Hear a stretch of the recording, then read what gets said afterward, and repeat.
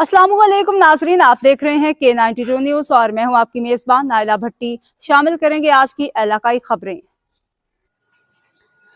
खबर शामिल करते हैं कराची के खेलों के मैदान से। रेहान अकरम की रिपोर्ट में, जहां पाकिस्तान स्कूल स्पोर्ट्स ऑर्गेनाइजेशन के तहत नेशनल स्कूल गेम्स में एथलेटिक्स चैंपियनशिप का शानदार इनकाद नेशनल कोचिंग सेंटर में हुआ, जिसमें मुख्तलिफ स्कूल और कॉलेज के खिलाड़ियों ने शानदार खेल का मुजाहरा किया। इवेंट में ट्रैक इवेंट में 100 मीटर, 200 मीटर, 400 मीटर, 800 मीटर और 1500 मीटर, 100 मीटर रिले रेस, जबकि फील्ड इवेंट में discus throw, javelin throw, shot put और लॉन्ग जंप के मुकाबले मुनक़िद हुए, जिसमें मुख्तलिफ स्कूल और कॉलेज के खिलाड़ियों ने शिरकत की।